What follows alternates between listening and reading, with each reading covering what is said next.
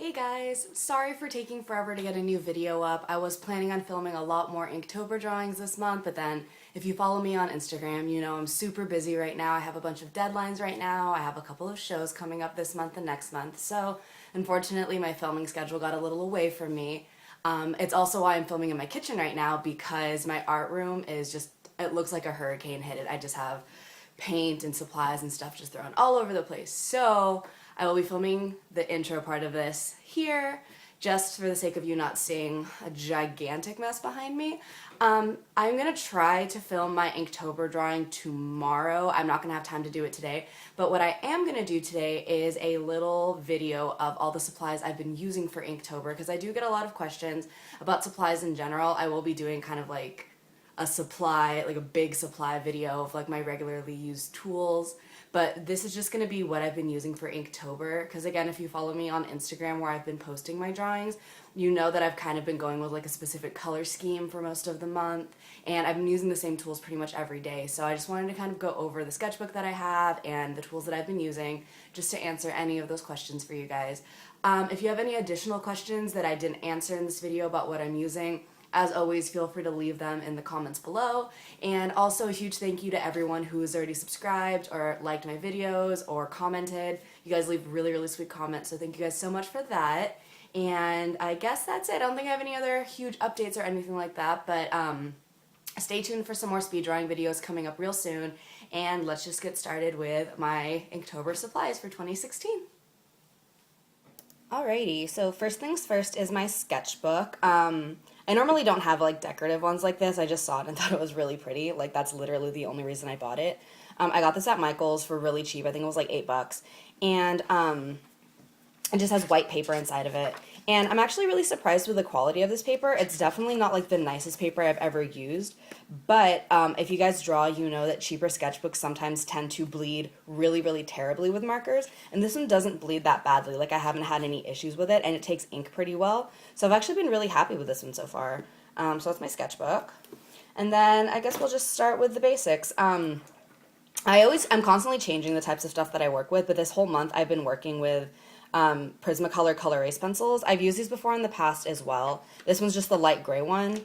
This one's the same one, but it's really small, and it has a pencil extender on it, which are really great because I hate throwing away pencils that are too small to work with. And then just a regular like little clicky eraser. I like this one because it's really thin, so I can erase fine details with that one. So these are the pencils that I have been using, and then let's get the pens that I use. So I use a lot of technical pens. I've used these for a really long time, but I've recently started experimenting with different brush types, which has been kind of fun lately. These ones over here, this one's a Micron. I'm sure everyone has seen these before, like a ton of people use these. This one's really beat up and worn out, but this is an 01. This is an 01.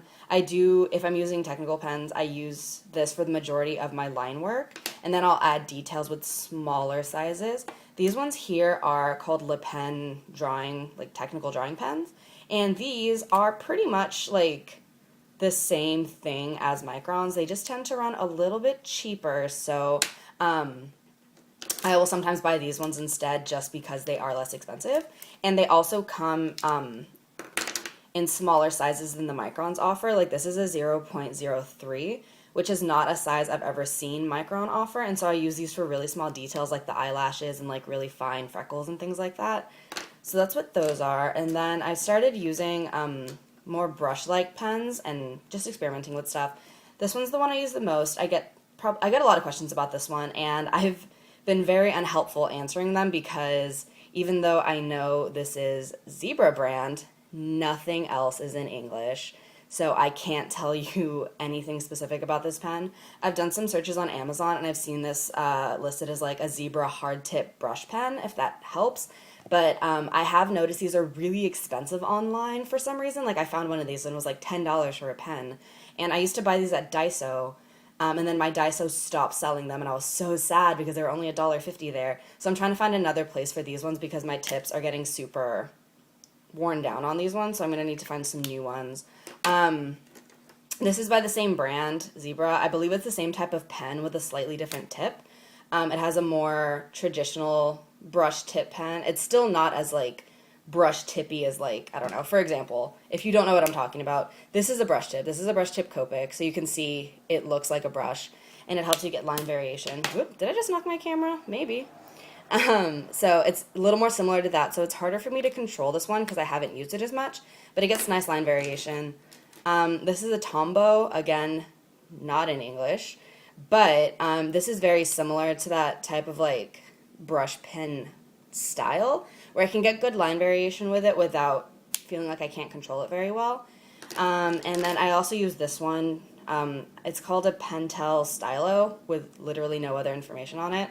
I don't remember buying this. I don't know where I got it, but I found it in my room, and it looks like just like a regular pen, but if you push down, you can get some line variation on this, which is nice. And then for kind of like smaller details, I will use this, which is a Hi-Tec-C, and this is an 0.3. And I really like these. Ooh, geez. I like these because the tip of them, what am I doing? The tip of them is metal, so it doesn't like kind of wear down on you the way that a felt tip or a brush tip would, and the ink is refillable, so you don't have to keep buying new ones. These are a little harder to find, but I buy mine at Mido, which is a store that sells a lot of stationery, and there happens to be a couple of them in San Francisco, so I have bought these there, but they are a little more expensive, but I think they're really worth it. Like, I really love these. And then after that, we have the markers. I use Copic markers. I've mentioned this many times in the past. They are my favorite, personally, favorite brand of marker to use. And when I started my Inktober drawings, I started off using just some gray accents, and I'm currently using the toner grays, which they're a cool gray, but they're not as cool as the cool gray, if that makes sense. If you're not familiar with Copic markers, and you know, art markers in general, they tend to come in different types of grays. So you have warm grays that are a little bit more brown and cool grays that are a little bit more blue. Toner gray is kind of right in the middle. So I really like the look of these.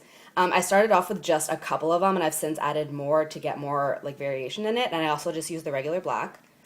Then, like midway through the month, I started adding a little bit of color, and I started using these like lavender lilac colors, which a lot of people have asked me about.